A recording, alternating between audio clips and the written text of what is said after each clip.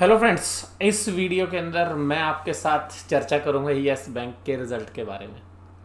आप में से बहुत सारे व्यूअर्स जो है यस बैंक के रिज़ल्ट एनालिसिस के बारे में जो है मैसेज कर रहे थे। तो देखिएगा, यस बैंक का रिज़ल्ट एनालिसिस अगर हम करें तो सबसे पहली बात क्या है कि आप वीडियो का टाइटल देखिएगा क्या लिखा है। कभी खुशी कभी गम, ना जुदा होंगे हम। यानी कि यस बैंक कभी खुशी देता है कभी गम देता है, लेकिन यस बैंक के जितने भी इन्वेस्टर्स हैं उनके अंदर एक बात जो सबसे खास है वो ये है कि हम इससे जुदा नहीं होने वाले।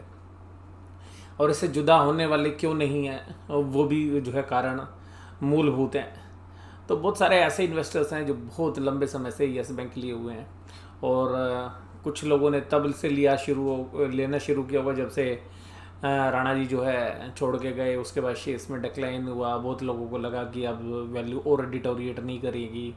बहुत सारे लोगों ने जब एसबीआई ने इसका एक्विजिशन किया गवर्नमेंट की मोरेटोरियम स्कीम के तहत, तो उस समय पर भी बहुत सारे लोग इन्वेस्टर्स जो है रहे होंगे। कुछ लोग ऐसे भी रहे होंगे जिन्होंने एफपीओ के दौरान जो है पैसे लगाए होंगे। बट अल्टीमेटली जिन्होंने एफपीओ पे पैसे लगाए तो उनको अगर हम छोड़ दें तो बाकी सभी इन्वेस्टर्स जो हैं अभी तक इस शेयर्स के अंदर लॉस में चल रहे हैं। और इस वीडियो के अंदर एक बात और बोलनी चाहिए कि उम्मीद की एक किरण, यानी कि यस बैंक के इस रिजल्ट को देख के जो यस बैंक के जो शेयर होल्डर्स हैं उनके अंदर उम्मीद की एक किरण जो है जागृत हो गई है। ये तो सीधी सी बात है। और क्या ये उम्मीद की किरण आगे काम करेगी? शेयर प्राइस किस तरीके से रिफ्लेक्ट कर सकते हैं आगे चल के? मेरी ओपिनियन क्या है, ये सब इस वीडियो के अंदर आपको मिलेगा। तो सबसे पहले रिजल्ट एनालिसिस, फिर जो रिजल्ट के बेस पर जो मेरी राय है वो जो है मैं आपके साथ शेयर करूँगा। तो वो जो भी मेरी राय होगी वो आपके साथ साझा जो है की जाएगी।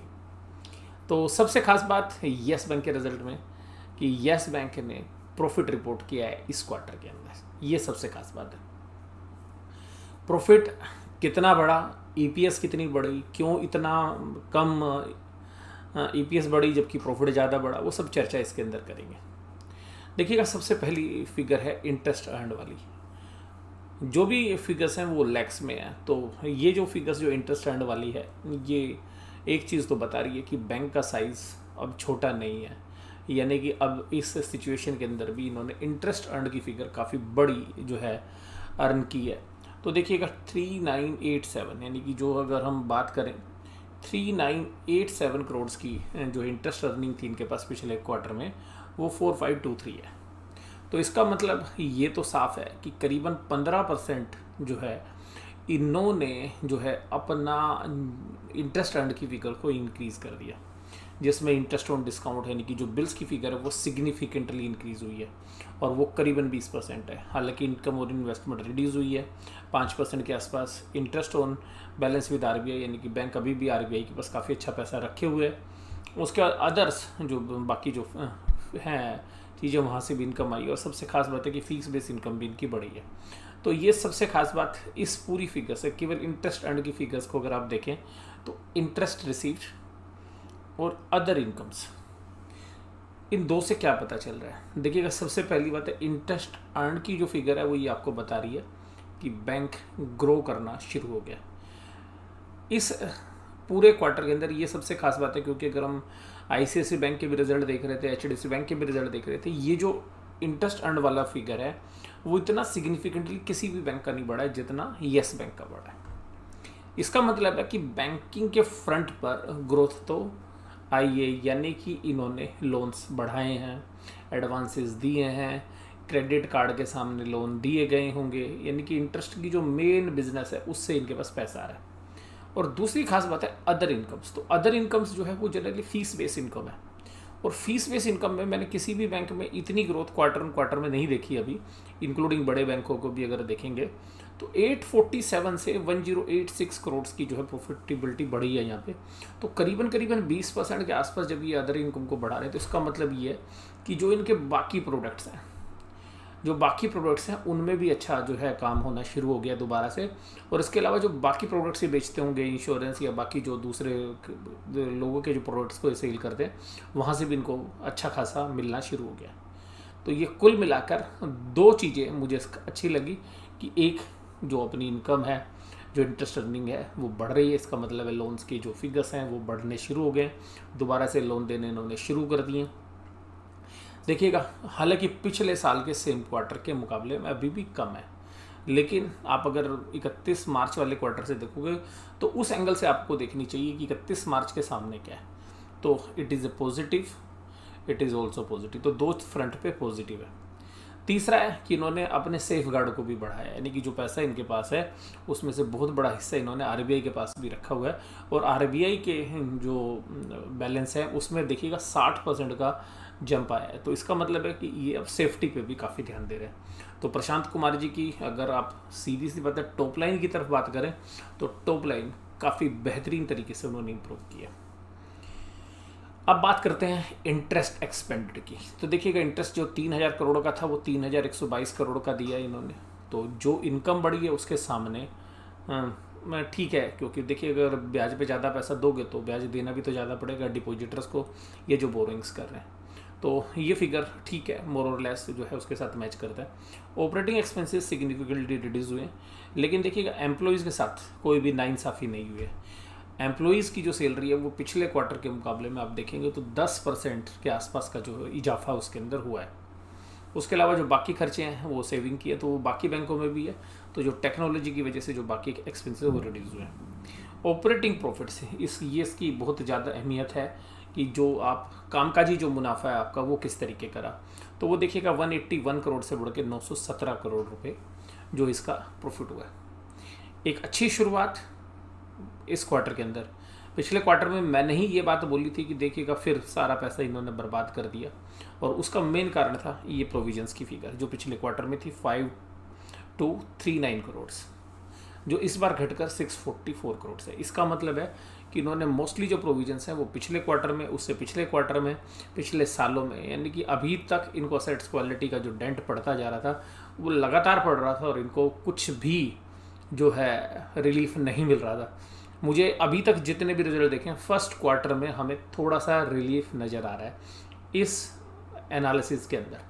तो येस बैंक के इन्वेस्टर्स के लिए जो फिगर है, हालांकि देखिएगा 917 में से 644 करोड़ अभी भी 2/3 पैसा इनका साफ हो गया है प्रोविजंस में, यानी कि असेट्स क्वालिटी पे प्रेशर तो है लेकिन अब वो प्रॉफिट के सामने एडजस्ट होने लगा है, वो प्रॉफिट के सामने लॉस में कन्वर्ट नहीं हो रहा है।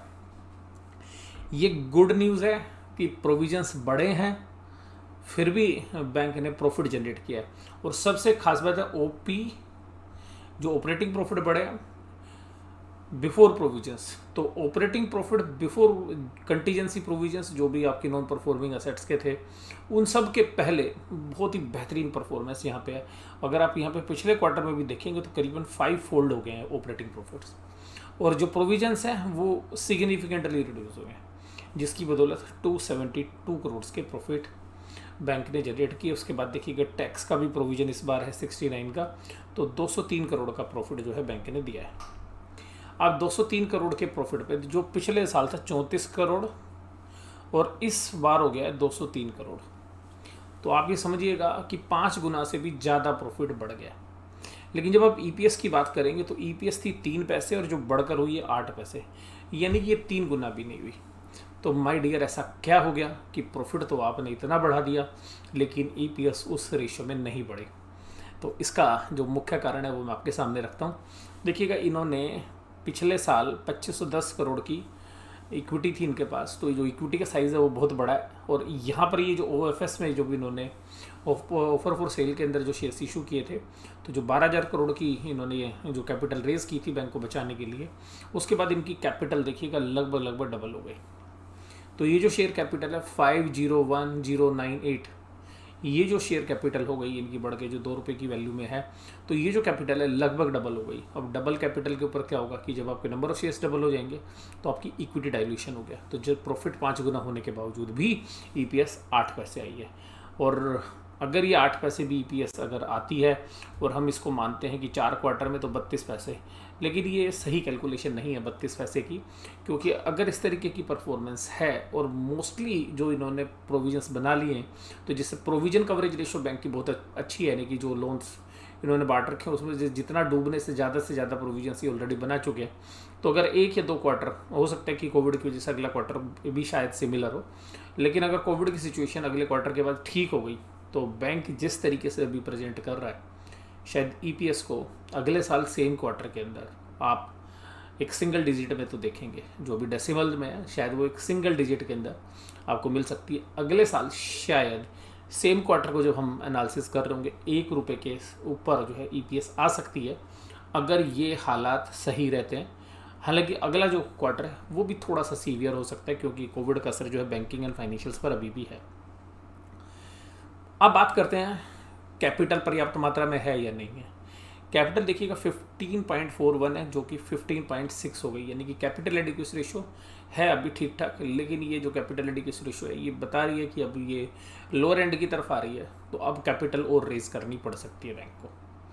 अगर बैंक 1 या 2 क्वार्टर में अच्छे प्रॉफिट कमा लेता है तो हो सकता है कि वो और फर्दर कैपिटल भी रेज करता हुआ आपको नजर आए। अगर कैपिटल एक साइजेबल अमाउंट में बॉन्ड्स के माध्यम से या परपेचुअल डेप्ट के माध्यम से अगर बैंक रेज करता है तो शेयर होल्डर को डरने की ज़रूरत नहीं है, वो बैंक के लिए बढ़िया ही होगा, या बैंक अपने डिपॉजिट्स को बढ़ा दे।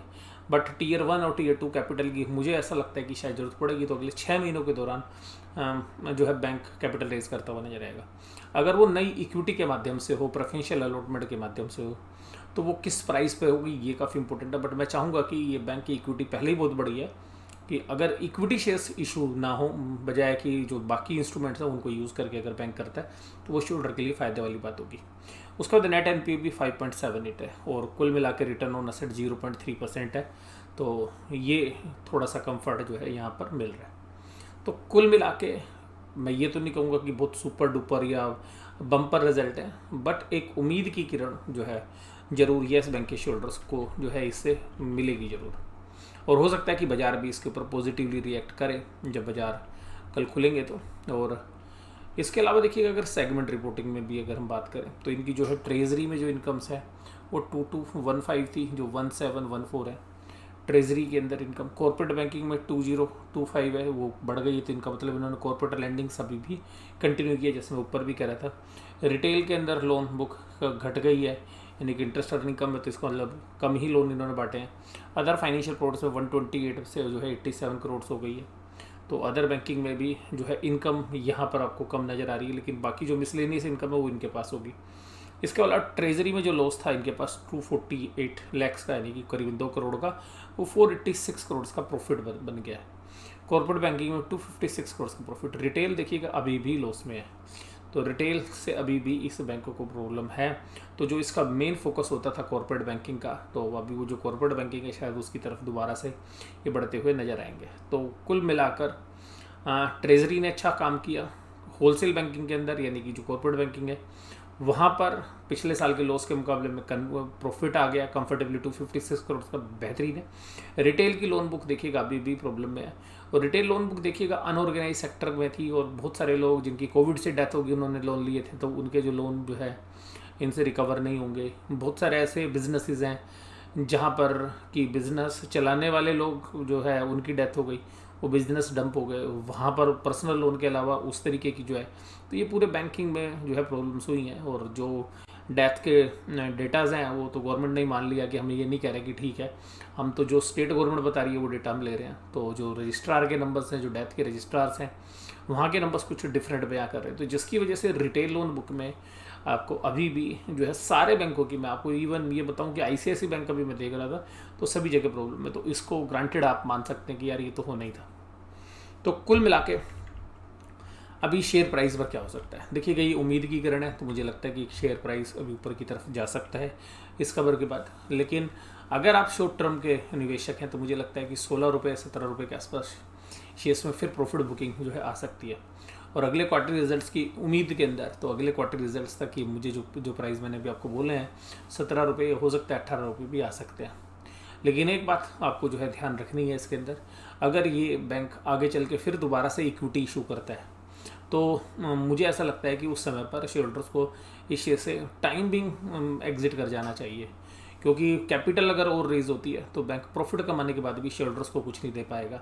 और शेयर होल्डर को इसलिए नहीं दे पाएगा क्योंकि जितनी शेयर कैपिटल बढ़ेगी वो वास्तव में प्रॉफिट के सामने ईपीएस को रिड्यूस कर देगी। तो प्रॉफिट होंगे लेकिन शेयर कैपिटल बढ़ने से ईपीएस से रिड्यूस हो जाएगी। तो उस समय पर मुझे लगता है कि अगर कभी भी बैंक की कोई अनाउंसमेंट सुने कि किसी भी तरीके की प्रेफरेंशियल अलॉटमेंट कर रहे हैं या ऑफर फॉर सेल के माध्यम से और इक्विटी रेज कर रहे हैं, तो मुझे लगता है कि वो एक न्यूज़ जो है वो इक्विटी को डाइल्यूट करने वाली होगी।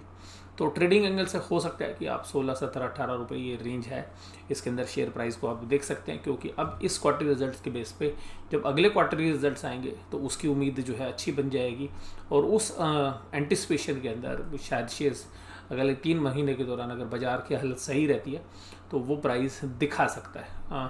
लेकिन जो लोग सोच रहे हैं कि अभी 100 रुपये हो जाएगा, 50 रुपये हो जाएगा, उसकी उम्मीद मुझे अभी नहीं है हाल फिलहाल में। तो अभी अगले क्वार्टर रिजल्ट जो हैं काफ़ी इंपॉर्टेंट रहेंगे। ये जो मेरी जो भी राय थी ये इंडिपेंडेंट राय थी, मेरी कोई भी निवेश अभी इस समय पर येस बैंक में नहीं है। ओएफएस के अंदर या वो जो ऑफर फॉर सेल हुआ था तब मैंने भी शेयर्स के अंदर अप्लाई किया था और वो शेयर्स मैंने एग्जिट कर लिए थे। मैंने आपको वो जो है वीडियो के माध्यम से आपको बताया भी था। तो ये पूरा एनालिसिस बिल्कुल इंडिपेंडेंट है। जो रिजल्ट होते हैं मैं उसी तरीके से बात करता हूँ। पिछली बार रिजल्ट ख़राब थे तो बहुत लोगों को वीडियो अच्छी नहीं लगी होगी कि ये सर क्या कह रहे हैं। अब क्या रिजल्ट ठीक है, अच्छे हैं, कुल मिला के एक उम्मीद की किरण कम से कम जो है येस बैंक में जगती हुई नज़र आ रही है। और अगर ऐसा होता है, साकार होता है सपना, तो अगले 2 क्वार्टर 3 क्वार्टर आप अगर देखते हैं और अगर एक स्टेबिलिटी बैंक के अंदर आती है तो शायद ये जो भी अभी प्राइस लो बने हैं शायद ये आगे चलते हुए इसका बेस बन जाए और इसके ऊपर ही शेयर प्राइस ट्रेड हो। बट देखिएगा बैंकिंग का बिजनेस काफ़ी वोलेटाइल है आज के परिस्थिति के अंदर, और जिस तरीके से डिजिटल नेटवर्क के अंदर जो दूसरे फोरम्स हैं वहाँ पर भी देखिएगा अब सुगबुगाहट शुरू हो गई है। अब जिस तरीके से आप बात करेंगे कि पेटीएम के अंदर अगर हम बात करें कि आईपीओ आएगा तो उस समय पर भी एक अच्छा रुझान जो है उसके शेयर में भी देखने की हमें उम्मीद है। क्योंकि पेटीएम के माध्यम से आप यूपीआई पेमेंट भी कर सकते हैं, अपने बिजली के बिल भी भर सकते हैं, पानी के बिल भी भर सकते हैं, बाकी लोग कहीं पे फंड ट्रांसफ़र भी कर सकते हैं, इवन आप म्यूचुअल फंड्स में भी अप्लाई कर सकते हैं, शेयर ब्रोकिंग भी कर सकते हैं। उनका पेमेंट बैंक है। अब वो बैंकिंग के लाइसेंस के लिए भी उन्होंने जो है अप्लाई कर रखा है, तो हो सकता है कि वो किसी बैंक के साथ कोलैबोरेट करते हुए नजर आए, या अपना ही जो उन्होंने बैंक अभी खोला है जो पेटीएम बैंक है तो वहाँ से भी जो है उनको अच्छा रिस्पॉन्स मिल रहा है। और अगर उनका डेटाबेस काफ़ी ज़्यादा है, क्योंकि जब लॉकडाउन हुआ था और लॉकडाउन से पहले एक बार जब नोटबंदी हुई थी तो उन दोनों परिस्थितियों में ही पेटीएम को काफ़ी बड़ा फ़ायदा हुआ था, और बहुत सारे जो कस्टमर्स हैं वो पेटीएम के साथ हैं और उसका आईपीओ भी आने वाला है। और इस तरीके से जो मोबीक्विक का आईपीओ भी जो है पाइपलाइन में। तो इस तरीके के ये जो बैंक्स हैं, पेमेंट बैंक है, रिलायंस का खुद का अपना बैंक है तो उनके पास भी पेमेंट बैंक है, तो वहाँ से अगर आप देखेंगे तो इसी तरीके से अमेज़ॉन अपने अमेज़ॉन पे बैलेंस को यूज़ कर रहा है। तो इस तरीके से जो चैलेंजेस हैं ये बैंकिंग सेक्टर के अंदर आएंगे, और ये ना केवल इस बैंक के लिए, ये बाकी बैंकों के लिए, specially HDFC bank, ICICI bank या बाकी जो दिग्गज बैंक है उनका भी जो है आगे चल के मार्केट शेयर खाते हुए नजर आएंगे। और जो टेक्नोलॉजी है वो अब देखिएगा गेम को तो चेंज कर ही रही है, तो ये बात आपको जो है ध्यान रखनी चाहिए। तो ये जो चर्चा मैंने आपके साथ की कि ये बाज़ार की बदलती हुई परिस्थितियों के दौरान बैंक्स को जो है चैलेंज तो आ रहे हैं, ना केवल इसको, बाकी बैंकों को भी जो है चैलेंजेस जो है मिलने वाले हैं। उसके लिए जो है बैंक को तैयार होना चाहिए। और जिस तरीके से अगर मान लीजिएगा पीएसयू बैंक्स की छटनी हुई है, कम हुए, तो वहीं दूसरी तरफ ये जो पेमेंट बैंक है या जो स्मॉल फाइनेंस बैंक है ये भी कुछ हद तक जो है मार्केट के अंदर एक बड़े बैंकों को चैलेंज देते हुए नजर आएंगे। इसलिए देखिएगा मैंने आपको बोला भी है कि बैंकिंग और फाइनेंशियल्स पे मैं अभी इतना पॉजिटिव नहीं हूँ, एक्सेप्ट गोल्ड फाइनेंस की जो कंपनीज हैं वहाँ पर मेरा एक डिफरेंट व्यू जो है शुरू से रहा है। आपको ये चर्चा कैसी लगती है, आपको मेरे जो विचार हैं वो कैसे लगते हैं, आप जरूर से जरूर कमेंट बॉक्स में बताते रहिएगा। और काफ़ी समय के बाद जो है मैंने येस बैंक को कवर किया है, तो आप येस बैंक पे और भी आगे चल के वीडियो देखना चाहते हैं या किसी टॉपिक पे तो आप मेरे को मैसेज करके जो है कमेंट बॉक्स में बताइएगा, तो मैं आपके साथ उस टॉपिक के ऊपर वीडियो बनाने की जो है कोशिश करता रहूँगा। हालांकि मेरी वीडियो की फ्रीक्वेंसी इतनी ज़्यादा नहीं होती है डेली बेसिस पे भी, तो जो है मुझे सिलेक्टिवली ही वीडियो जो मैं आपके साथ शेयर कर पाता हूँ। फिर भी आपको मैं यही कहूँगा कि जिस तरीके का प्यार आपसे मिला है, जिस तरीके की हमारी व्यूअरशिप है, आप ध्यान से वीडियो सुनते हैं, और इवन जो हमारे एनालिटिकल्स हैं कि आपका जो हमारे जो व्यूअर्स का जो वॉच टाइम होता है वो काफ़ी ज़बरदस्त है, यानी कि जो वीडियो सुनने वाले जो लोग हैं वो काफ़ी लंबे समय तक हमारी वीडियो सुनते हैं। और वो जो है हमें काफ़ी अच्छा लगता है कि जितना भी वीडियो सुनने वाला जो हमारा कंटेंट है उसमें मोस्टली जो व्यूअर्स है वो, अगर हम एवरेज देखें तो हमारा जो डेटा है वो ये कहता है कि करीबन 80% जो लोग हैं वो पूरी वीडियो सुनते हैं। तो आपको चर्चा कैसी लगी, जो उससे जरूर मुझे आप कमेंट बॉक्स में बताइएगा। वीडियो देखने के लिए धन्यवाद। Thank you very much.